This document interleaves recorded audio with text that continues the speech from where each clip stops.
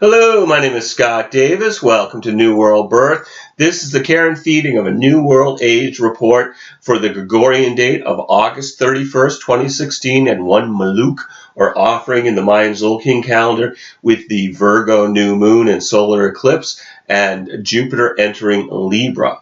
August 31st is one Muluc, or offering, and it carries the themes of water, rain collected in water pots, vessels of gratitude for life, clouds heavy with rain, the sacred jade stones used in rituals and burials, offerings made in ceremony, baptism, and purification, deep undercurrents of emotions, restoring equilibrium, appreciation for creation, releasing negative patterns, energy, and emotions, and accepting change. The day glyph for offering depicts a fish who represents the Mayan water deity, and the energy of this 13-day period is about gratitude for life and cleansing the past for transformation in the present.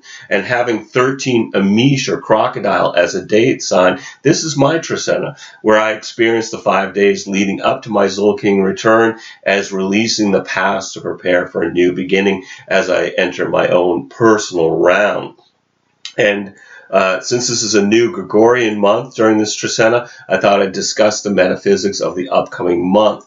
September is the 9th month, and with the digits for 2016, when we add it together, we get 18. And then we add the 1 and the 8, and that tells us that we're in an 18-9 month in numerology. And basic numerology reduces numbers to 1 through 9. So when we think about that arc, the 9 represents a time of completion. The new cycle begins in October of 2016. And so as a 9-month, September 2016 is about completing tasks and projects that were initiated in January. Anything that no longer is needed is wrapped up and moved out of the way of the new cycle. This is brings energy that what has begun must be completed. So this month is a time to tie up loose ends so that we can clean our plate for something new, as events give us hints about the new direction to take. September is about cleaning out, old people, places, and things from our past to make room for their new counterparts that will emerge in October. The 18-9 combination is represented by the moon and the hermit archetypes in the tarot cards, which is about our principal choice between authenticity versus dutifulness through completion, contemplation, and introspection. The hermit archetype is the wise lantern bearer, the way shower, whose experience guides us through similar passages. And this quote from Michael de Montaigne from Of Solitude represents the hermit archetype. The finest thing in the world is knowing how to belong to oneself. And this anonymous quote represents the moon archetype. The moon's gates reveal the unlimited splendor of the soul. So September this year, it represents completion of a numerological cycle to prepare for new beginnings in October, which is supported by Mercury Retrograde, completing its reviewing of the past in September. Also, the Hermit is the Virgo card in the tarot, and we have a stellium in Virgo, the Sun, Moon, Mercury, and Jupiter in the sign of the Maiden as the month begins. And Virgo is about health, service, helping others. And September has 2 new moons, so the second new moon is called the Black Moon, and it also has a solar and a lunar eclipse.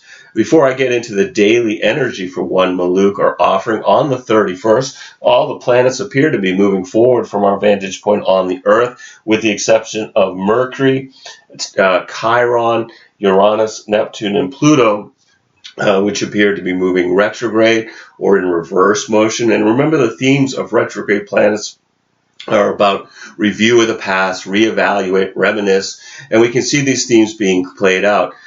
We've got Mercury Retrograde in Virgo until the 22nd of September, which would be a good time to avoid signing contracts or other legal papers, making major purchases, or even taking a new job. If you can postpone these activities, the terms are going to be much clearer after Mercury is moving direct. Of course, this may seem impossible, so if you can avoid these activities a few days before and after Mercury's changing direction on the 22nd, when the energy is at its most potent, that would be beneficial. Mercury retrogrades force us to slow down and pay attention to our lives by making us focus on the details of our daily experience.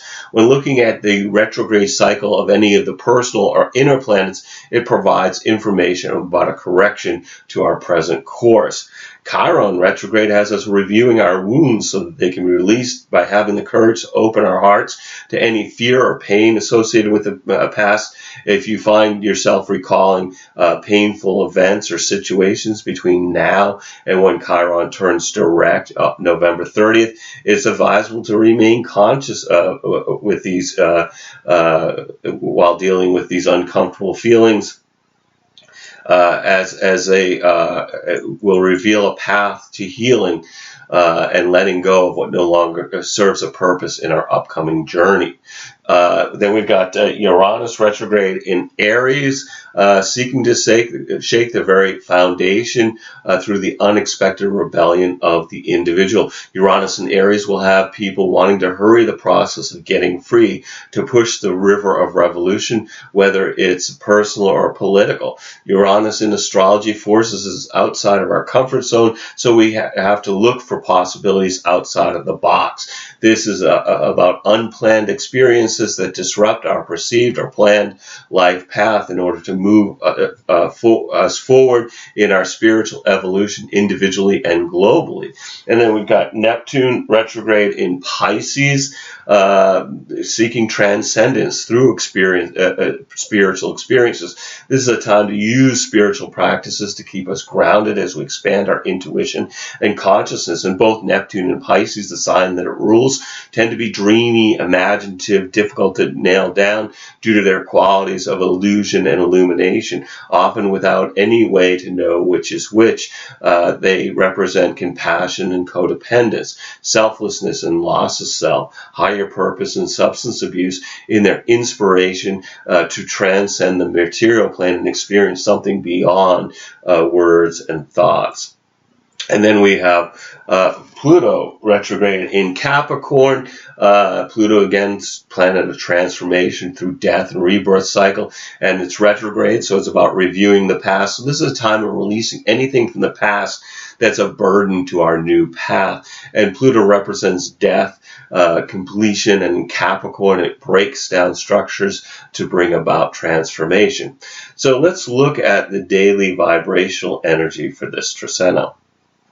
August 31st is one Muluc, or offering, unity experienced through appreciating creation in the Mayan Soul King calendar. I'm not going to be talking about the daily lunar activity in these reports other than new and full moons, but that information is available on the New World Birth daily Facebook post and also on the blogger New World Birth blog. September 1st is Tu'ok, or dog. Duality experienced through enjoying family and friends, while we have the Virgo New Moon and solar eclipse merging with the Sun, challenged by Saturn and Mars, opposed by Neptune, and supported by Pluto. And this brings the energy to get organized as summer is finishing up in the northern hemisphere and winter in the south. This energetic is about health, work, and service. This new moon stimulates the T-square between Saturn with the Saturn-Neptune square that we've been dealing with since last year. And personally, having Pluto at 9 degrees Virgo, I've been really feeling this limitation regarding making any progress during this period. And this is a annular eclipse, so it will be visible in the only places it's going to be really visible will be like Madagascar or Central Africa and parts of the Atlantic and Indian Oceans. And Mars is conjunct Saturn, which can bring earthquakes, as we've seen recently. Saturn-Mars is a focal point of the T-square, with the new moon at Neptune opposition, which could be channeled into taking action, represented by Mars, to work on something you've planned for the future, represented by Saturn. With this lunation challenged by Saturn and Mars, people are feeling lonely and isolated and also irritable, which could lead to needless disputes. Opposed by Neptune brings a feeling of sensitivity emotionally, but also confused regarding the accuracy of what's being felt. And with Pluto bringing out intense emotions and stimulating sensitivity, which favors sexual relationships. New moons are a time of new beginnings, and in Virgo, this is about discernment, organization, and discrimination. So this may be a time to create a new plan or to recognize or to reorganize your closets or computer or clean your house. New moons bring an opportunity to set an intention for manifestation on the following full moon. So look at the house of your astrology chart that contains 9 degrees, 22 minutes of Virgo to consider what area of your life is being activated by this new moon. For me, that would be my 4th house of the home and inner world. So I might set an intention related to using this energy, such as cleaning or doing home repairs or some type of inner work on myself on that day. This would be a day that would fulfill the new moon's desire for organization and refinement through my 4th house's role of inner world and the home. Also on the 1st, we have the Sun in a square to Saturn. So from our perspective here on the Earth, this is forming a 90-degree angle between the Sun and the Saturn, which of course is stimulating the T-square with Neptune, and Saturn requires effort to be made for successful outcomes. This is people feeling unlucky, and it brings up issues that are difficult to handle, but the effect doesn't last more than a few days. It brings up 2 questions. What do you owe others, and what do you owe yourself? This is a conflict between self-gratification and duty to others. This is tension between 2 poles that may be limiting, may seem limiting and depressing. You may want to break out of this rut and find that the restrictions are holding you back from really being ourselves.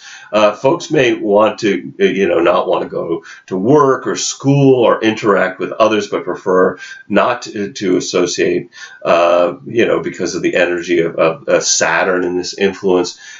This energy is good for introspection and finding solitude. It can also bring resentments as obstacles interfere with our wishes to do what we want.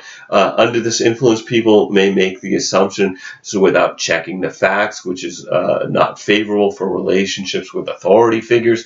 The best use of this transit is to channel the energy into self-discipline. Often others are not holding us back, but we are projecting our internal restraint outwards onto people in our immediate environment. This is a low physical, psychological energy in this transit, so we may feel the weight of the world. It is very heavy. This also brings questions that we've been avoiding answering and negative thoughts. This transit shows our vulnerabilities and weaknesses.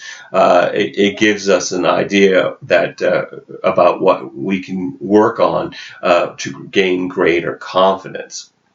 And then September 2nd is 3 Chiron or monkey, which is about taking action through creating something new. And at this point, we have the Sun in opposition to Neptune. So from our perspective here on the Earth, this is a 180-degree angle between the Sun and Neptune, which again continues to activate that mutable T square with Saturn, which is in Virgo and Pisces, Neptune and the Sun. This is about transcendence through service. It brings considerable confusion and uncertainty, but also confers sensitivity to others and their needs, which can lead to a new awareness. And having planets near 10 degrees of Gemini, Virgo, Sagittarius, or Pisces will feel particularly intense. This is likely to be a day where people may just agree with others to avoid any type of confrontation. It's best to avoid playing the victim or martyr role. If you feel you can't assert yourself under this influence, it's best to delay any disagreements until you've given yourself time to reflect on the issue. This is also a time to be aware that people may be being outright deceptive, making it a poor time to negotiate any contractual agreements. This transit is positive for experiencing more depth in spiritual connections with a partner, or with the potential of even experiencing a union of souls. Also on the 2nd, we've got Mercury conjunct Jupiter. So from our perspective here on the Earth, we've got Mercury at the same degree as Jupiter in Virgo, which has us looking at the larger issues in life. It helps our comprehension in seeing the bigger picture and incorporating new information. This brings more tolerance to the viewpoints of others. This is a time of evaluating our hopes and dreams with our overall plans for the future. This can be quite optimistic and particularly good for business and commercial transactions, contract negotiations, and dealings with the law, especially if we recognize that we get what we want by helping others fulfill their needs. Encouragement comes naturally during this transit. We are likely to feel our communications are expansive, not only in the quality but also in the scope of topics. And with Virgo's influence, we may experience this as an expansive idea that flows right into industrious implementation, or at least organization and planning of what has been revealed. The 3rd is for ebb or road, which is about having stability through serving your community in the Mayan Soul King calendar. September 4th is 5 Ban, reed or corn, empowerment through maintaining the home. The 5th is 6 Ish or jaguar, being in the flow through enjoying nature. September 6th is 7 Man or eagle, reflection through seeing from a higher perspective in the Mayan King calendar. And the 7th is 8 Keeb or wisdom, balance through introspection, meditation, and forgiveness. And at this point, we have the sun in a trine to Pluto. So that means they are forming a 120-degree angle between the sun and Pluto, which brings very intense and powerful experiences which may illuminate our deepest psychology and darkest, normally unseen mental realms. This is great transformational energy for investigation into the parts of our lives which should be reformed. This transit illuminates our motives and is great for studying our inner workings. People are more likely to express themselves more forcefully when they can make an impact on someone. But just be careful of folks who use this energy for ruthless or selfish purposes. The best use of this energy is for your own personal growth and evolution. And also on the 7th, we have a Venus in a sextile to Saturn. So from our perspective here on the Earth, Venus is forming a 60-degree angle with Saturn. And with Saturn harmonizing with Venus, we feel in a positive way the obligations of our relationships. There's a sense of duty of being of service to our loved ones. People are more likely to hold a group ideal above their own for a day or so. This is a day to be clear about our relationships based on concrete reality rather than wishful thinking. This would be a good day to sit down with your lover and discuss your relationship, where a conscious understanding can be reached about what each of you expects from the partnership. Remember, they're not perfect either, and so move forward with open eyes. Because of the focus on practical reality, this transit is good for business dealings. Creative activities that require close attention to detail are also favored under this transit. It also may bring new friendships or relationships with older people, or you may be the older person. September 8th is 9 Kaban, or Earth, in the Mayan Soul King calendar, which is about patience experience through gratitude to Mother Earth. The 9th is 10 Etsnob, or Flint, manifestation through being reflective. And at this point, we have Jupiter entering into Libra for a stay until October 10th of 2017. So Jupiter brings its expansiveness and luck to our relationships, beauty, balance, talent, and being creative. This is a time when people will work on their problems with their partners rather than seeking an end to the pairing. Jupiter will bring opportunities for folks with planets in Libra. Jupiter sees the big picture, and in the scales we see the benefit of sharing this experience with one another. We expand outside of our comfort zones while Jupiter is in Libra, generously sharing with another, whether it's resources or knowledge. And then on September 10th, it's 11 Kawak, or Storm, resolution through recognizing the gifts in adversity. And at this point, the Saturn square Neptune is exact. So this is a 90-degree angle between Saturn and Neptune, which brings uncertainty and confusion, blurring the details of everyday life.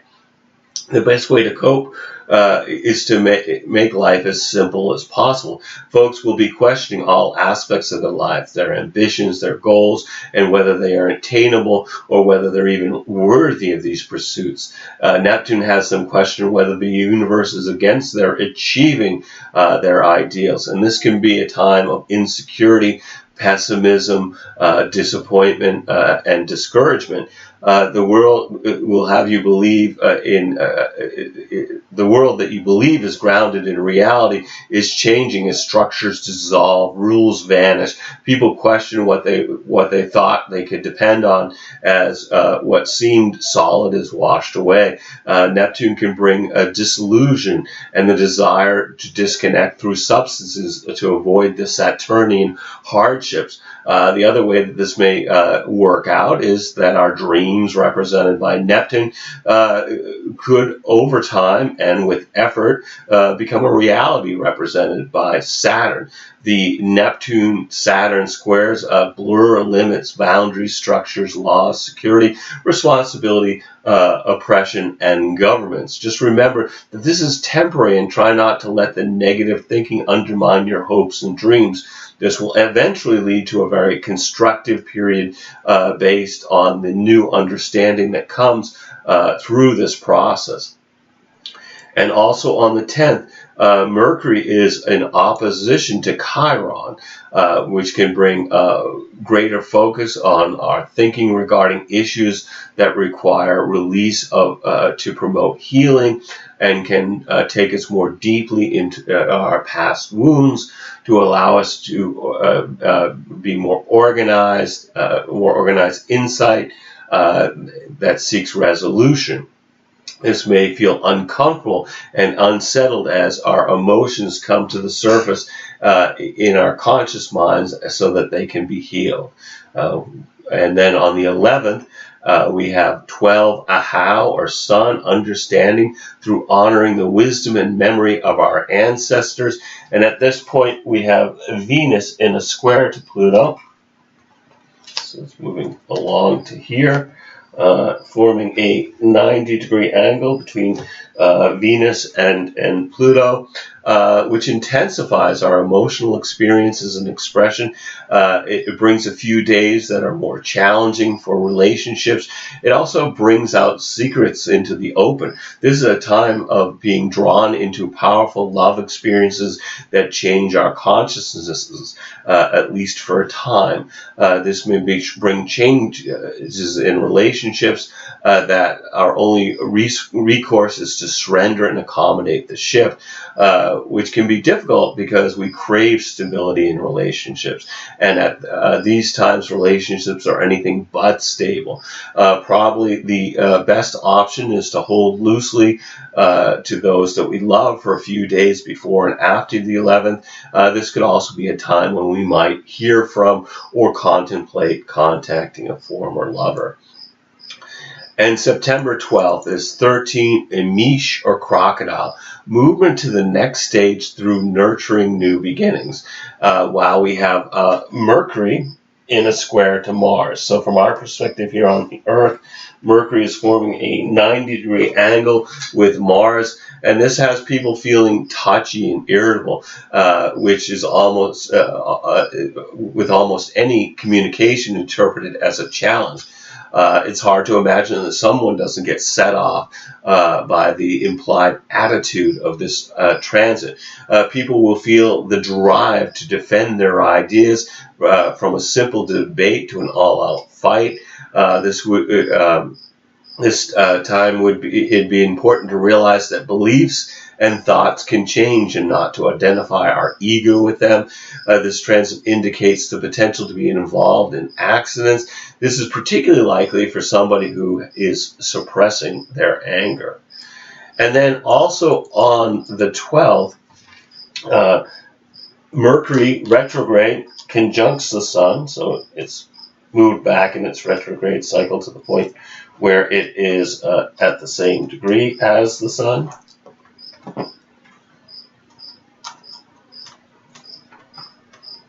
You're having difficulty sticking there, so that will help. Okay, maybe not. All right, well, we're just going to go with it. Anyway, so when Mercury conjuncts the Sun, a way that I describe this, and it'll probably fall off, and you just know that's where it is as we're finishing the report.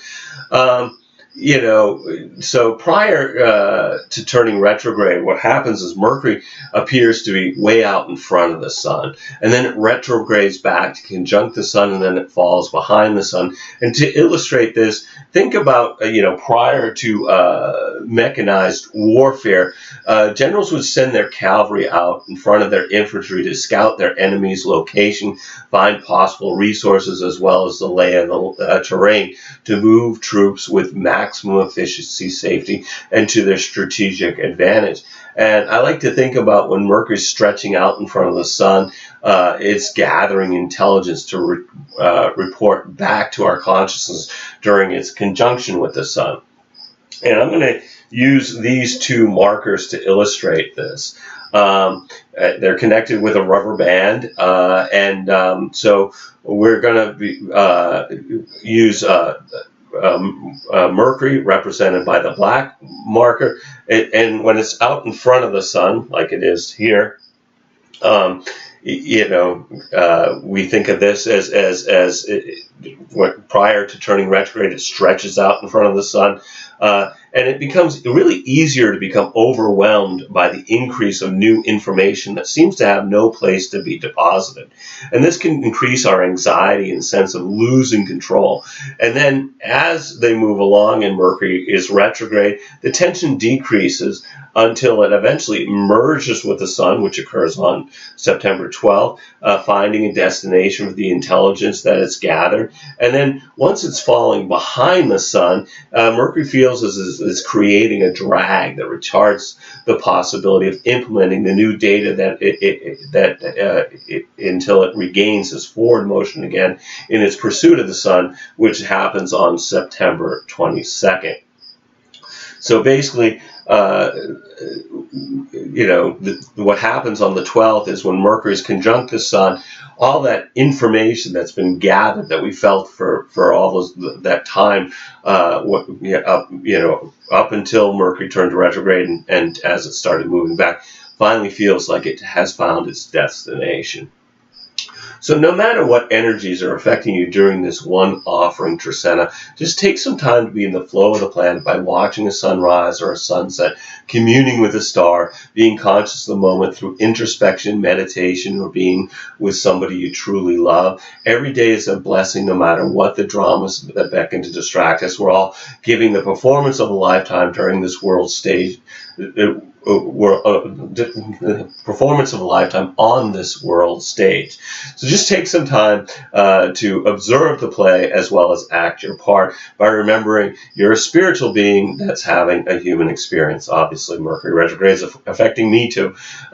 Anyway, I want to thank you for checking out New World Birth. The next segment of the care and feeding of a new world age will be on September 13 for one eek or wind with the Pisces full moon and lunar eclipse, Mercury turning direct, the Sun entering Libra for the equinox, and Venus entering Scorpio. I want to thank you for checking out on Facebook or YouTube or the Mayan Magics website, as New World Birth is available in all those places, and I encourage you to share this information as videos or as text as widely as you choose. And as always, I invite you to contact me at newworldbirth@yahoo.com if you've got any questions or wish to schedule a reading. And I am providing readings and wish to make this service available to the greatest amount of folks. So I've created 3 options with 3 levels of compensation. So if you've been thinking about getting a reading, please contact me. I would love to provide you a reading during these uncertain times. You'll need to be able to either call me in Maine in the USA, or we can connect with Skype to receive your reading. We're also accepting donations to keep these reports freely available, and contact me at newworldbirth@yahoo.com. I can let you know how to make a donation. Again, a great way to support us here would be to get a reading. And my readings are pretty long, 2 hours, sometimes 3 hours, whatever it takes to impart the information and answer questions. I would encourage you to contact me and get a reading if you're so inclined. As always, I'm blessed that you've taken the time to connect with my passion for these ancient mysteries and their application to our journey during this incarnation. The light in me honors the light in you. Namaste and Lakesh, and look forward to connecting with you in the future. All my best to everybody.